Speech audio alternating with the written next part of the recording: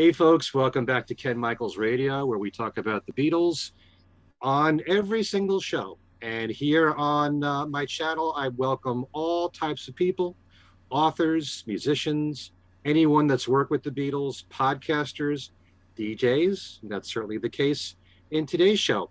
You may have noticed that on some of my shows, I like to bring on young people so that we can hear their perspective on the Beatles, on their music and their history, the group, solo careers.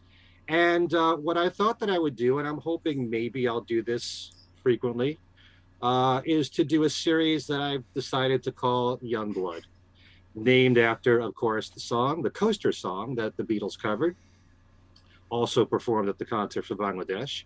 And so with Youngblood, we bring on people who are, I would say, teenagers, 20-year-olds, 30-year-olds. That would be about it, so that we can get their own opinions about the Beatles. And so that is the case on the show this time.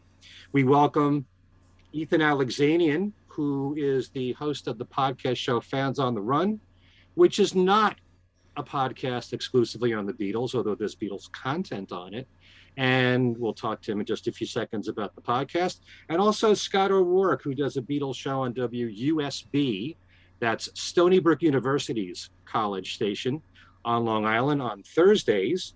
And I think the show's called With the Beatles. With the Beatles, that's correct. Okay, so Ethan and Scott, welcome to the show. Thanks, Ken. Having me. We were hoping to get Sam Wiles on the show as well. He is the host of All or Nothing. Yeah, a lot of people, when I say Sam's name, they roll their eyes like Ethan just did. Maybe. Well, I'm only rolling my eyes because he's not here. But obviously, he hasn't made it in time for the show. He might join us in the middle. Who knows? But no doubt he will be on my channel in the future. He's been a guest several times, and he's been great. I love talking to Sam. So, Ethan, tell the folks about Fans on the Run. I know that in the last few shows, you've had some incredible guests. Yeah, I've been having a lot of fun as of late. So the premise of the show is quite simple. It's anyone can be on the show, just as long as they like the Beatles. So I bring someone on and we discuss their personal long and winding road of Beatle fandom. Mm-hmm. And if I do say so myself, the show's pretty good. Okay. Maybe not the best Beatles podcast, but it's one of them. I would agree with you there. I just wish I had the time to listen to all of it. But you were mentioning your last three guests, which are really impressive. So yeah, among the last few shows, I've had Monkey's manager and general record company savant Andrew Sandoval. I've had this small-time author about the Beatles. He's pretty smart, Mark Lewison. You're good at breaking these people, I know. I'm trying to expose them to a new. Yeah. Yeah. Can you help me with them? and the last one I did was with Dave Gregory of the legendary English band XTC. Very nice. Okay. And I'm going to have to check out those shows. Anything, before we get to Scott, that's revealing about... I'm automatically going to go to Mark Lewison's the interview there, because anytime I listen to any interview with Mark, I learned something about the Beatles I didn't know before. Anything with Mark that you found to be in particular really interesting, that maybe was a little nugget there that you hadn't known about the Beatles? There could be many with him. Well,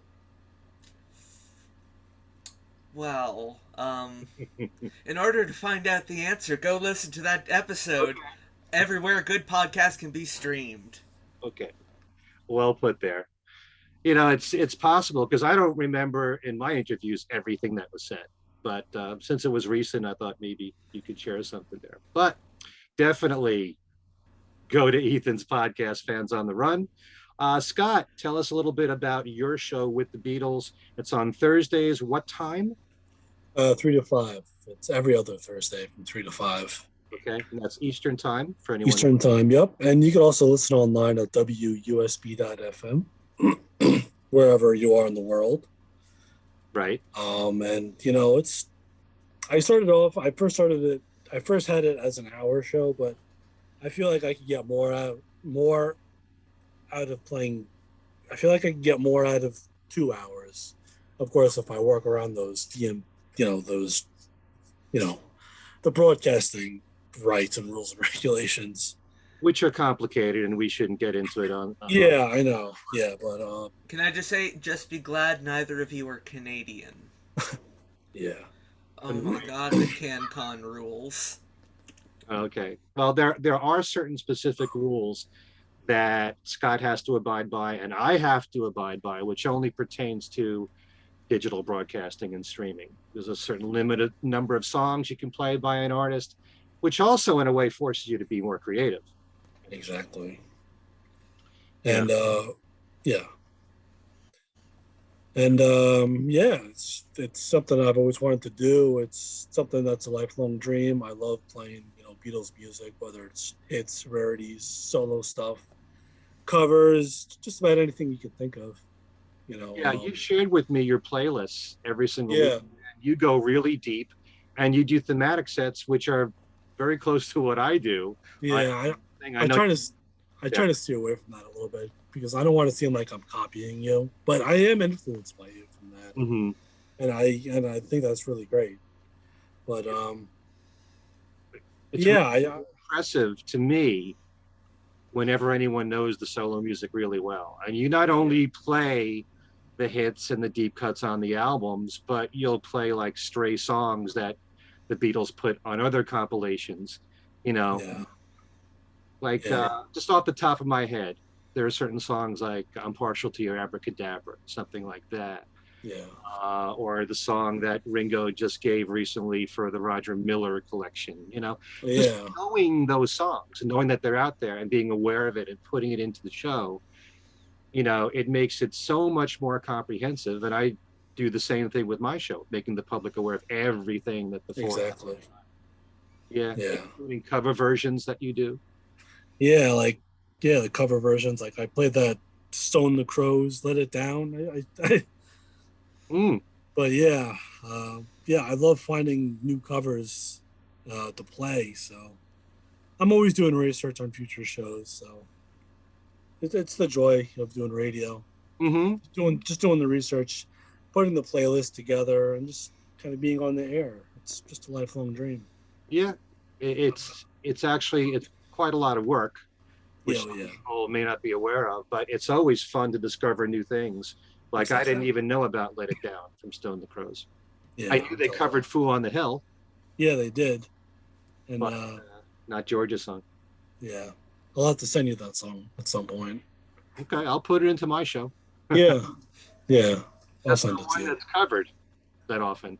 Yeah, which I think is great, and I think Danny performed it for the George Fest. That's right. Yeah, which I think is actually a good version. Mm-hmm. Yeah. But yeah, just playing stuff like that is just a joy. There's so much out there. It's just the joy of it. Right. And there is a huge difference between a 2-hour show and a 1-hour show. Yeah. Because when I came back to doing my show live on WHU in Connecticut, because of those limitations that we just discussed, I thought it was better to do a 1-hour show than to probably dilute it more as a 2-hour show.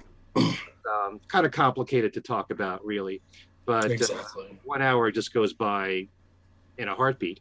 No pun. Yeah, exactly.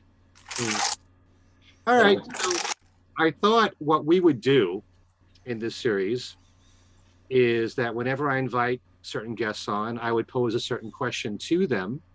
And in this case, what I would like to know, it's actually a two-parter. If you could attend the recording sessions of a Beatles album, any Beatles album, what would it be and why? And then on the flip side of that, pick one from the solo careers of the Beatles. Now, I have to admit, really unfair with the solo careers. You've got, depending upon when you consider their solo careers to start, 1968, with 2 Virgins or Wonderwall music, all the way up till today, we're looking at 54 years of music, and you only get to pick 1 album. Maybe when it's a one-on-one show, I'll ask my guests to do something like this and pick 1 from each solo Beatle. But it's 1 from each, 1 Beatles, 1 solo. And I'm just really curious to know between the 2 of you, which ones you would pick. What would you find to be the most fascinating recording sessions from the Beatles, group and solo? So why don't we start with you, Scott? We'll start start with the Beatles. Okay. I'll ask Ethan his Beatles album, then we'll do the solo. Okay. For me, I chose the White Album. Because the White Album, it's my favorite album. And I feel like we were already with the Beatles during Get Back when we saw it on Disney Plus. So that's why I didn't want to go there. But I just love all of the different music and I just wish that, oh, what's the word I'm looking for? I just wish we could, for me personally, for me, the White Album is, like I said, it's my favorite album. But I just love all of the different songs that were contributed from each Beatle, whether, the Wild Honey Pies, the Crybaby Cries, Rocky Raccoon, and I would have loved to see Eric Clapton play that solo on While My Guitar Gently Weeps. Mm-hmm.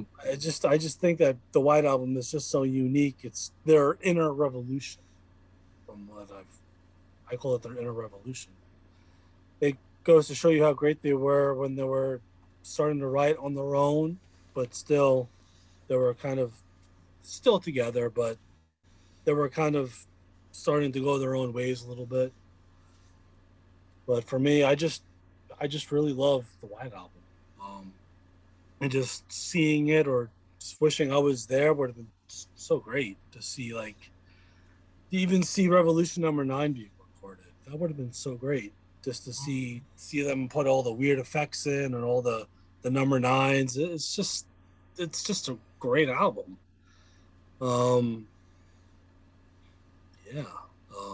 Even the unreleased stuff that we eventually got on the anthologies and the box set, like Not Guilty and the jam songs that we got. All of those songs recorded during that period. I would have just loved to see them record. It's just history to me. I feel like there's not really, maybe this is my own opinion, but I haven't really seen any official pictures taken during the White Album sessions. I could be wrong. Maybe there is, but I just feel like there's not really much video footage from that era or just anything. And I just feel like I would have just loved to be there, see them record some of those songs, and I think I would just be in heaven. I know there was a clip of Paul doing Blackbird. Right. That was on Anthology. I feel like there might have been a Helter Skelter acoustic thing, but I could be wrong. I don't recall seeing that. Yeah, maybe it's just in my head. But yeah, other than that, I would have just loved to see tracks from the White Album being rehearsed, performed by the Beatles in the studio, just to see the progression and the evolution of those songs. Mm-hmm. And another great song I would have loved to see is the first version of Helter Skelter, that slower version. Right. I love that version, and I would just love to see them kind of perform it. Everything about the White Album, I just love, and I would just love to see them in person. Like I said, perform it, record it, just everything about that album. Yeah, there's a couple of versions, the early versions of Helter Skelter, the slower ones that they did. But so the White Album is your favorite album of all time from anybody, or just the Beatles? Just the Beatles. Okay. Yeah. Yeah. It's hard to choose a favorite album of all time. Okay. But the Beatles, yeah, the White Album the White Album is definitely my favorite album from the Beatles. Well, you and I are certainly on the same wavelength because, at least at the moment, it's my favorite Beatles album. But I'm someone that really appreciates diversity in an artist, and Yeah, you cannot get more diverse than the White Album. I've said it on exactly. so many of my shows. The musical genres are spread out all over the place. You know, the fact that on the one hand, Paul could belt out Helter Skelter and do Honey Pie the next minute. Exactly. That's the great thing about the White Album. The blues on there, like Your Blues, and you know, While My Guitar Gently Weeps is certainly bluesy. And then you have a song like Good Night from Right. it's just everything wrapped into one. And all the folk stuff on there, you know, Rocky Raccoon and Mother Nature's Son and I Will. Julia, and so much brilliant stuff spread out over know. those two albums.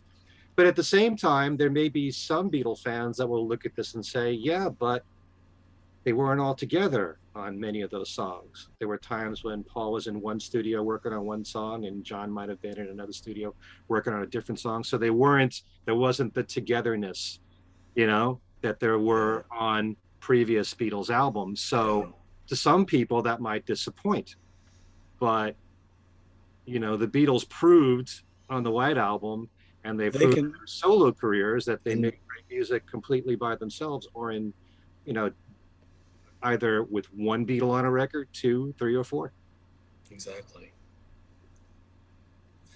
Yeah. So, yeah, definitely. And it would have been interesting just to see their attitudes towards each other. Yeah. While this was going on and working on different songs at the same time.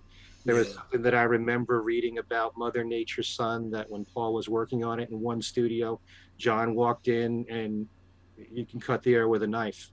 You know, for some reason, there was some kind of tension at that moment.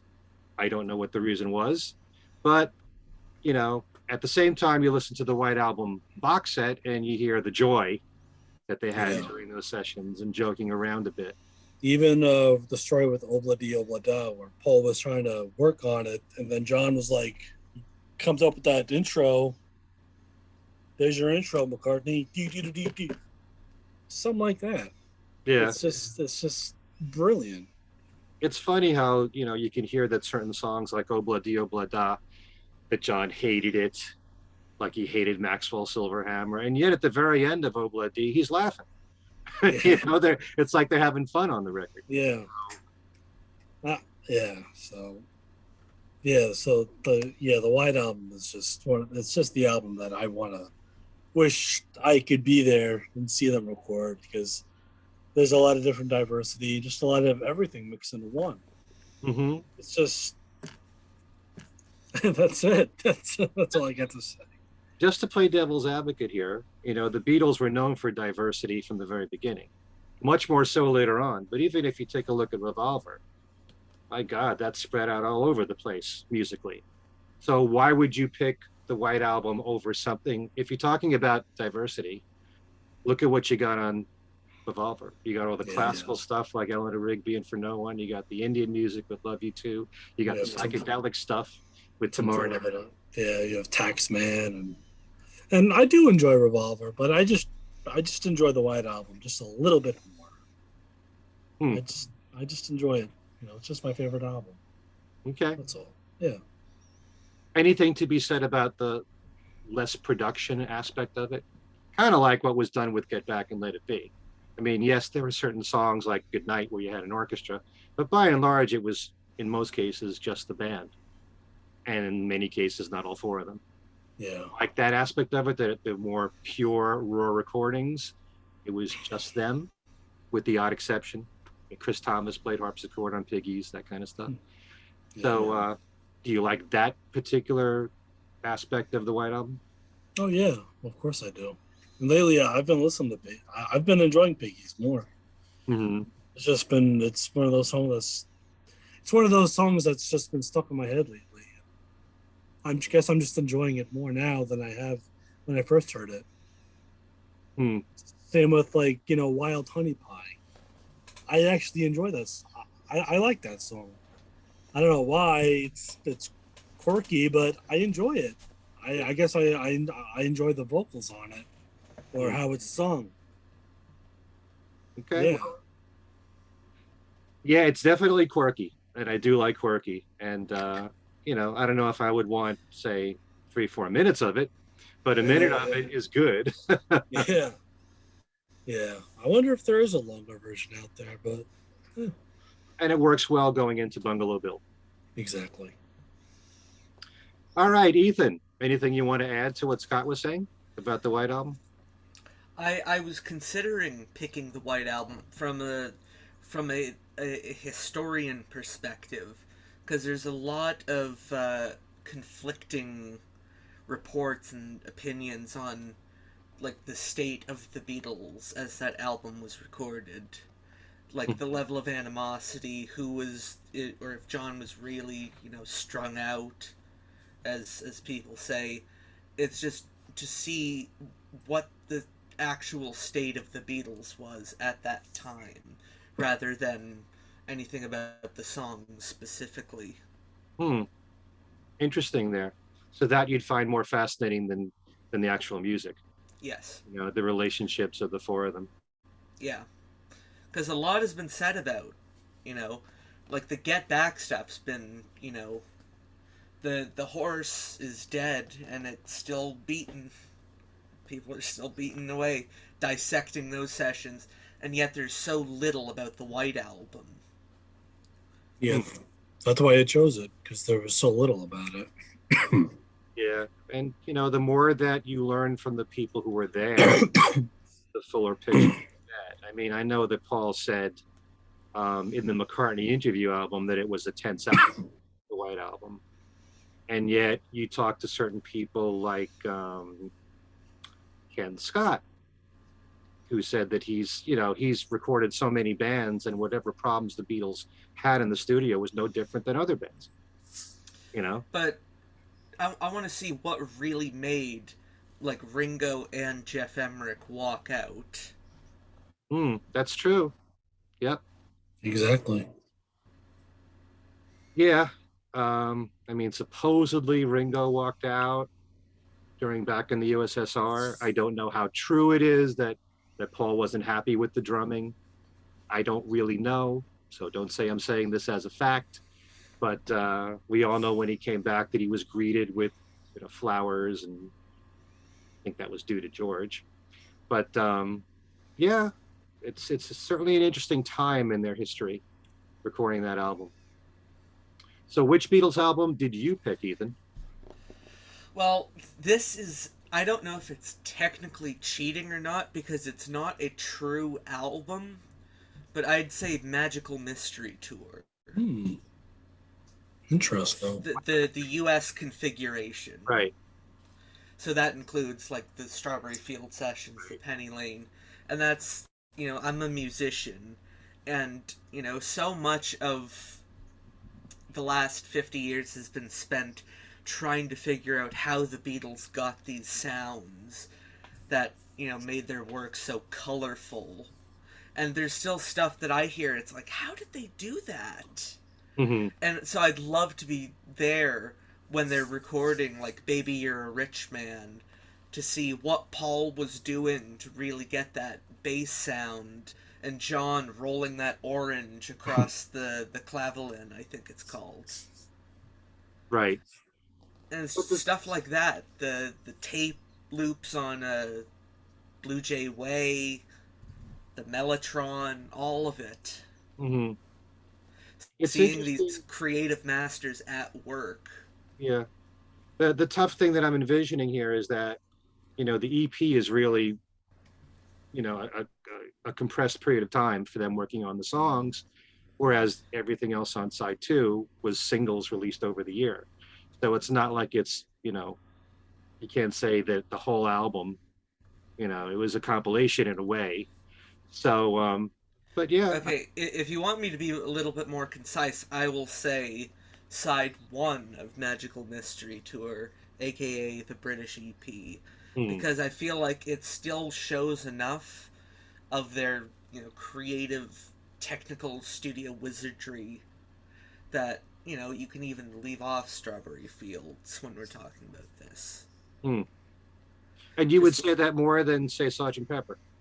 I would say that more than Sergeant Pepper, because Magical Mystery Tour I feel is a much more experimental album or EP. It Hmm. was a lot more psychedelic,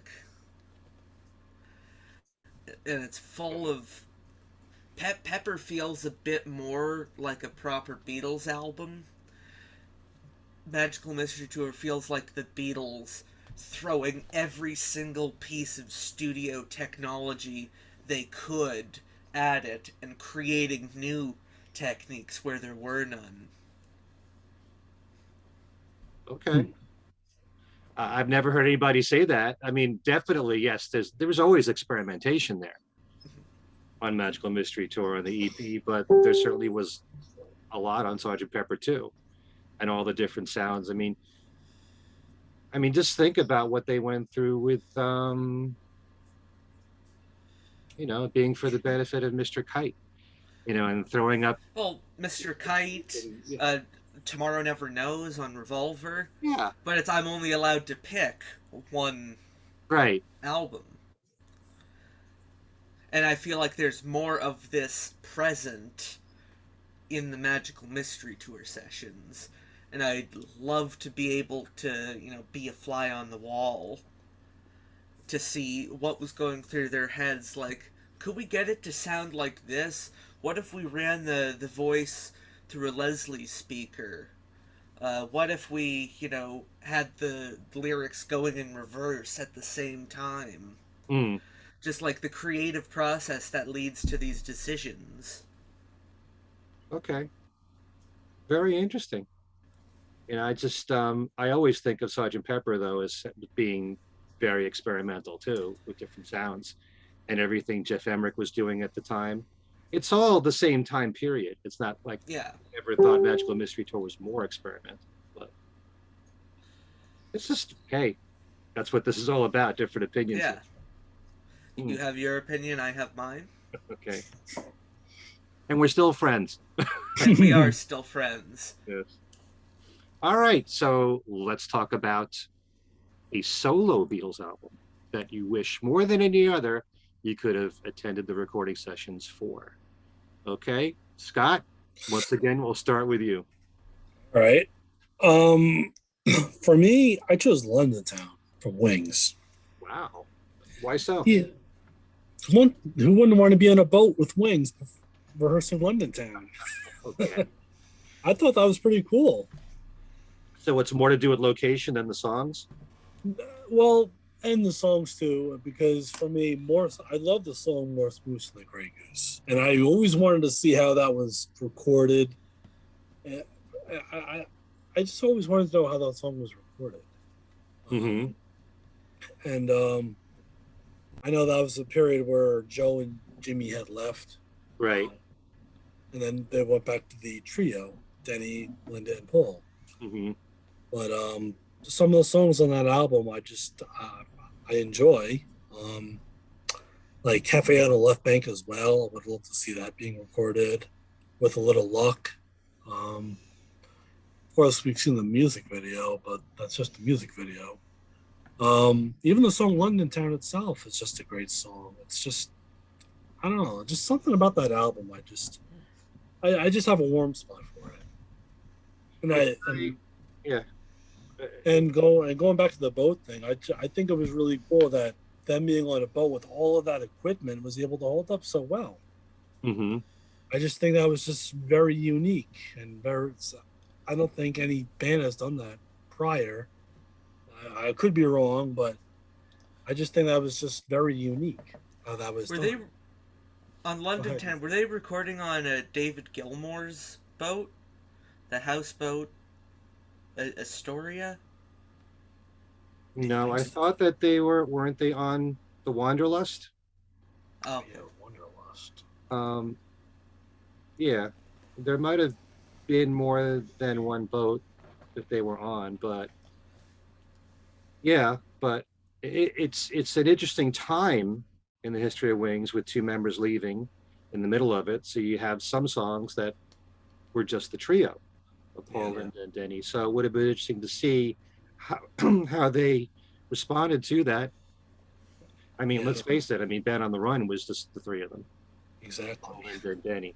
But it's certainly a much mellower album and more folksy, you know. Can I Kind of, correct myself? The name of the boat was Britannia Row. okay. But wasn't Wanderlust one of the boats that was being considered at the time? I don't remember. Oh, it probably was. It's just I know I got the name of Gilmore's boat wrong. Oh, okay. So that doesn't mean that is that the one that they actually recorded on? I don't know. Okay. I can check. You want to while we're doing this. Yeah. But yeah, I mean, there's a lot of songs on London Town that I love. It's just there's so much that Paul has done in his solo career where I could say I love most of the songs. It's really hard to pick. But I think from that perspective of the band breaking up, it is interesting. Cafe on the Left Bank is definitely one of those songs where I felt it should have been a single. Would have been a really good choice to follow up after with a little luck. Better, I think, than I've had enough. But yeah, and since you like quirky, as you said, Morse Moose and the Gray Goose is definitely in that category. Yeah, I just I don't know why I like that song so much. It's just so catchy. It's psychedelic, I guess, or it's just unique. It's not something you would hear every day or Well, all the time. you know, for some people who have this vision of Paul as being Mr. Commercial, you know, this is kind of the wacky side of Paul. You know, the more experimental side of him. And in fact, one of my recent guests on my channel, Jordan Runtag, was pointing out, which something I hadn't really thought about, was that Paul likes to end his albums sometimes with very experimental stuff, like Crina Crore, for example. Yeah. So yeah. Yeah, I just thought Morse Moose was just a great album ender. And however it was produced and done, it's just brilliant. Mm-hmm. I even like the remix version from Twin Freaks with Coming Up. That's how I discovered this song, was through the Twin Freaks Coming Up version. And I was more interested in like, you know, not the coming up part, but you know, the instrumentation of it. Mm-hmm. And I just thought that was just really great. Even a song. Go ahead. The songs that Paul and Denny wrote, there are 5 of them actually on London Town. What did you think of their collaboration as songwriters? Because that was the most they ever did on an album. That's great. Even Mull of Kintyre and Girls' School, that was recorded during that set, Right. you know, the session, and I enjoy both of those songs equally. You know, Girls' School is just a great rocker, and Mull of Kintyre is just a beautiful song. Absolutely. Well, you know, Mull of Kintyre was written by the 2 of them. Girls' School was written just by Paul. But Girls' School is one of those songs I wish Paul would do live. Oh, me too. You know, solid rock song. And even though a lot of people are now saying on this tour, his voice has held up pretty well for people who are concerned about it. Girls' School is not a tough song to sing. And, you know, for the people who love that song like we do, Exactly. to hear him do that once, Yeah. doing it live. Yeah. Another song I've been loving from that album is Name and Address. Just, I don't know, I love his Elvis influence. It's just great, you know. Just whenever Paul does like an Elvis song or like an Elvis voice type song, it's just really great. He's got the voice for it. Oh, no doubt about it. Yeah. Yeah. Just wanting to see him do that is just, I wish I was there to see it. The irony of Name and Address is that the album came out after Elvis died. Yeah. A lot of people thought it was a tribute to him, but he had recorded it before. Yeah. So, yeah, but definitely, you know, when I think of London Town, I always think about Denny Lane writing 5 songs with Paul. Don't Let It Bring You Down is one of my favorite songs from Paul's post-Beatles career. I was actually surprised that song made it on Pure McCartney. Why? I don't know. I guess it was just something I wasn't expecting to see on Pure McCartney, I guess. Well, the whole concept of Pure McCartney is what Paul would want to hear when he's going for a drive. So he has his own favorites. So he mixed a lot of the public's favorites and the big hits with some of his own, which makes it an interesting collection. For me anyway. Yeah, but no, I love London Town. Don't get me wrong. There's just so many great solo albums, and we're only talking about Paul here. Yeah. Yeah. Even like a song like Water Sprout that was supposed to be on it. Hopefully, if we get the reissue, it comes out on it. I don't understand how that could have been left off. Wasn't it supposed to be on All the Best or something like that? Like the British release of All the Best, and then it was dropped for C-Moon or something like that? I'm not sure about that. It's very possible. But Cold Cuts was supposed to come out. Yeah, another and Water Spout. My God, I mean, if that was like a follow-up to With Little Luck, that could have been a big hit. I can't understand why you certain songs off albums and make some of them B-sides. Exactly. Yeah. Did you find out, Ethan, the name of the boat? I did, and I think we were both wrong. So what was it? It was some boat in the Virgin Cayman Islands, called the Fair Carol. Okay, yeah, now I remember. Yep. Okay. My brain's not perfect. I don't remember everything. Ethan, it's your turn now. You get to pick a solo Beatle album.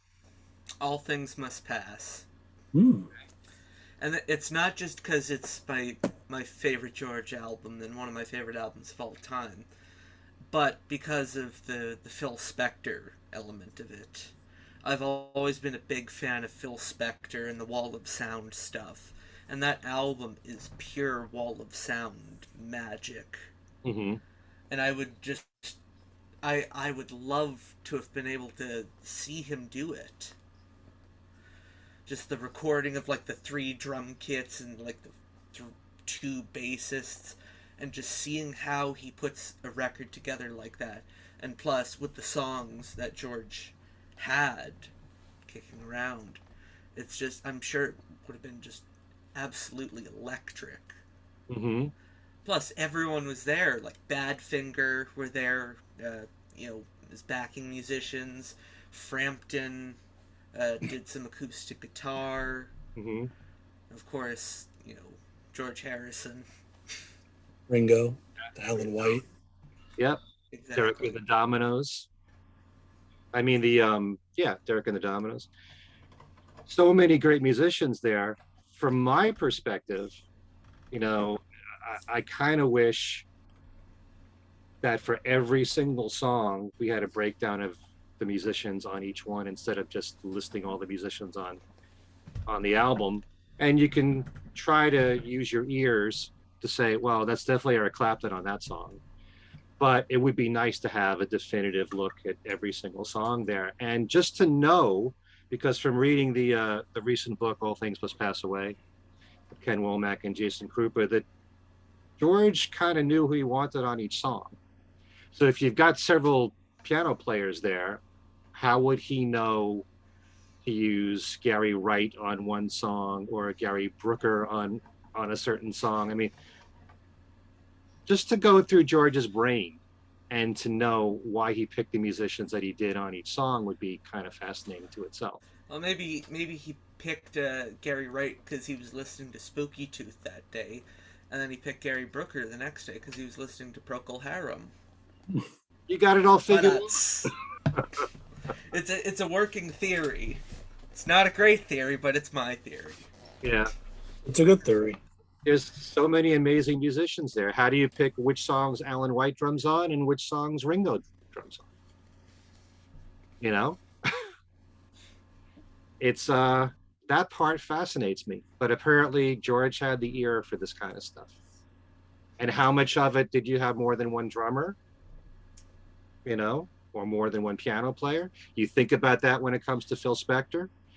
Overall, still George had the final decision on the way everything came out, but also to observe how George and Phil got along during the session would have been really fascinating. So, because it's not like him producing the Ronettes or the Crystals. It's still a George Harrison album. Right. I'm glad to see you defend Phil Spector, because sometimes I feel like one of the few people that do, when it comes to All Things Must Pass. It seems like, It is. That's what George wanted. It is what it is. Right. But we also know that before he died, he felt that maybe it was a little too heavy, too much reverb. So there are some people who would prefer it to be remixed as it was in the box set. And I like what I heard, but I never had a problem with the original. So, sometimes I think the public doesn't give enough credit to why a certain album is successful. And ultimately, I'm a firm believer that the song is far more important, the quality of the song than the production. But in this case, Phil Spector brought to the songs what was necessary. A lot of I don't think songs like "What Is Love" or "What Is Life." What is life? Again, my brain's kind of spinning in circles. You're thinking of Hadaway. Yeah. What is love? Baby, don't hurt me. But that song would not have the same effect that it does on a person if it didn't have that Phil Spector wall of sound. Like I think a stripped down version of that song would still be good, but it loses something. Well, I'm glad to hear you say that, because we're living at a time when people like stripped down. It seems to be, the trend of the time. And I like psychedelia. I like Phil Spector. I like overproduced music. Boy, you must feel alone in the world right now, I think. So, Sgt. Pepper isn't overproduced? I've never thought it was, but I don't think it was overproduced. No. It was produced They did just the right amount. Mm-hmm. Yeah, I think it was produced well. It was produced well for us to enjoy it how it came out. It was produced as needed. The Beatles, I felt, were never really victims to overproduction. No. Well, except for maybe like the Dave Dexter capitalized versions. I hope Bruce Spizer's not listening, but oh, Bruce is a friend of mine. And what about The Long and Winding Road and what Phil Spector had brought to it? Are you a fan of that, or do you like it more the simple version? I like the Phil Spector stuff when it's consensual. McCartney did not like the Phil Spector version, and you know what? In Phil's defense, I kind of, the song wouldn't be the same without his production. The Let It Be album wouldn't be the same without its production. I agree there, although there's really only 4 songs where he did a lot. Yeah. And even then it's debatable whether he did a lot, but The Long and Winding Road was the most. And there are people now who prefer, Glenn Johns' version. I'm not sure. Well, I guess it's just what you're used to. That could be part of it. Yeah, I'm used to hearing these songs that way. Mm-hmm. And I've heard the Glenn Johns bootlegs over the years. I listened to the box set, the Let It Be Naked. Mm-hmm. And it's as corny as the orchestra might be on Long and Winding Road, and I would have preferred a version with drums a bit higher in the mix, and you can hear Billy Preston on the organ. It doesn't have the same oomph. You know what I mean? Yeah, I know. But I'm glad to see you defend Phil Spector in any way. Yeah. I mean, that being said, Let It Be is still my least favorite Beatles album. Well, there's got to be a least favorite and a favorite with every artist. But I always feel that since I've been saying the song is the most important thing, you can't destroy a great song. You can't kill a great song. So I like every version of The Long and Winding Road that's come out. So Even the I- Paul live versions. what's that? Even the Paul live versions. I like his versions live. In some ways, I kind of feel like it's closer to the Phil Spector version. Yeah. I agree, but I also disagree with you there, Ken. You can't kill a good song, but you can certainly bury it. Like if a song is overproduced to the max levels, the song can get buried in there. Well, I never felt it was that way with The Long and Winding Road. No. I guess you'd have to point out a specific example of some other song where it was done that way. I'm But kind of just speaking in hypotheticals here. yeah, but the great thing about the Beatles is that the songs were great first, just by their own. They have a life all their own, just as songs. And the Beatles brought a lot to their songs.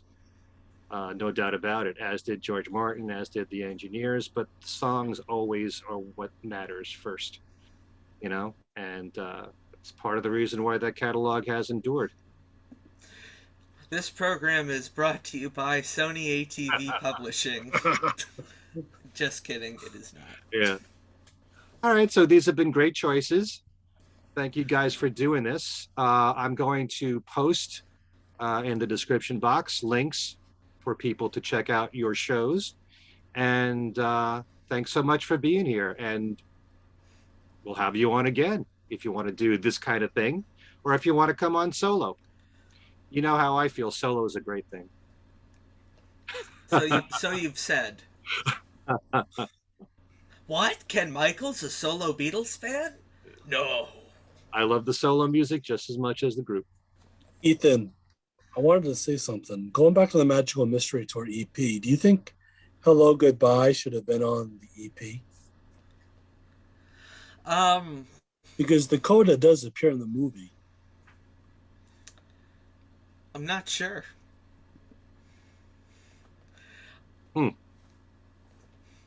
There's a thought. Yeah. I never thought about that. There you go. But could you fit it all on the EP if you put Hello Goodbye on there? At that point, you'd be risking doing a triple EP. I suppose so. All right. We left you with that thought there for everyone to ponder. There you go. So, Ethan, Scott, thanks for being here. Thank you, Ken. Again. And thanks to all of you for watching. If you haven't subscribed yet, please do so. And we'll see you all very soon. Take care.